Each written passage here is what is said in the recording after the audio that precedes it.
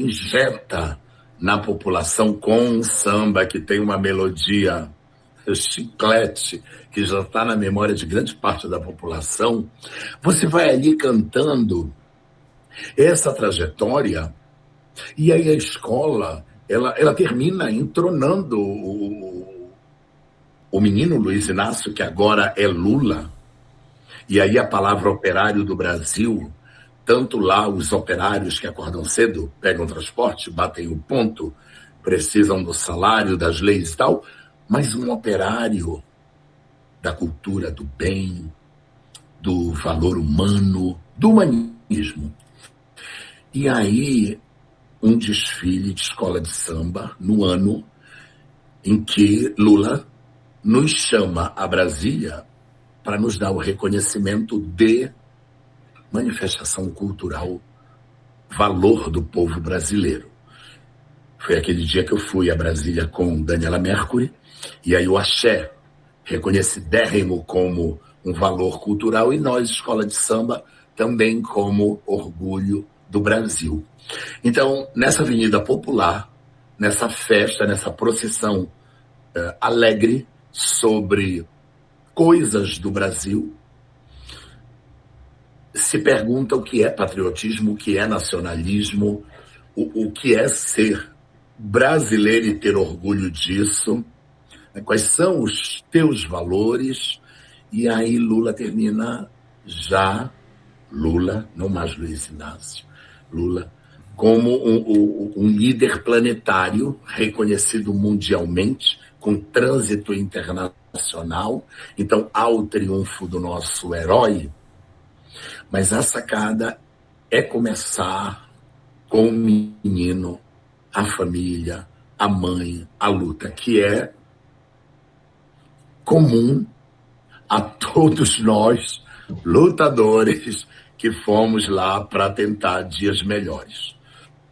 É um desfile, é um enredo sobre esperança de como mulheres comuns, homens comuns podem empreender uma jornada que os levarão a feitos fabulosos.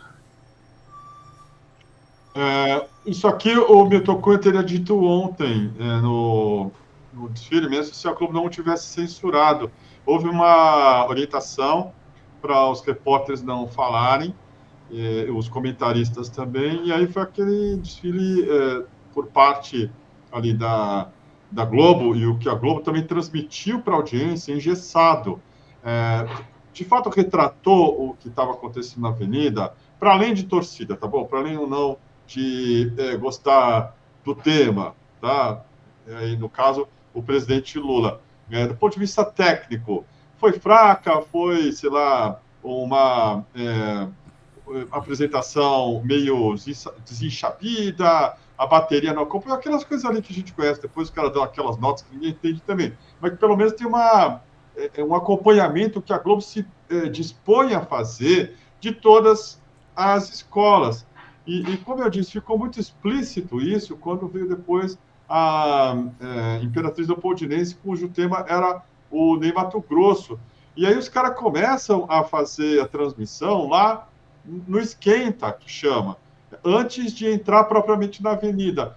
No caso do Acadêmicos de Niterói, enquanto estava ocorrendo o esquenta, estava o Pedro Bassan, que é repórter de política, na verdade, dando um boletim. Vou botar um trecho aqui. Mas olha só, você consegue ouvir. Iniciativas contestando o desfile ou o repasse de recursos públicos para acadêmicos de Niterói. Esses questionamentos seguiram vários caminhos. Foram representações no Ministério Público e no Tribunal de Contas da União e ações na Justiça Comum e na Justiça Eleitoral. Cada ação trouxe pedidos específicos, mas, de um modo geral, argumentaram que o enredo pode configurar propaganda eleitoral antecipada do presidente Lula, que já anunciou a pré-candidatura à reeleição. A lei das eleições proíbe propaganda de candidatos antes do dia 16 de agosto. Então, esse cara aqui está dando boletins da Justiça Eleitoral a respeito do que poderia acontecer com a candidatura do presidente Lula, de acordo com o que se entendesse como propaganda eleitoral lá na Marquês de Sapucaí. Eu não entendo por quê. Até agora, como jornalista, estou falando aqui, tá? Se a justiça autorizou, por que o repórter, por que o comentarista tem que ir lá e reforçar a decisão judicial? Sabe por quê? Para deixar claro que a Globo não tem nada a ver com isso. É uma maneira covarde, ao mesmo tempo desleal e desonesta, de fazer a cobertura do carnaval. De novo, enquanto esse cara estava falando sobre algo que deveria ter sido feito antes, né, de começar, porque aqui já está acontecendo o esquenta. O cara está gastando tempo do telespectador que foi privado de assistir ao que a Globo passa para todo mundo. Não teve equanimidade. A Globo tratou de maneira desonesta, desleal, desigual, uma escola que deveria ter tido o tratamento de todas as outras, ué. Concorde ou não a Globo. Não é para gostar, não é para não gostar. E a cobertura precisa ser a mesma. O que está acontecendo aqui? A mesma coisa que a Globo fez, o Lênin tem razão, no debate Lula e Collor.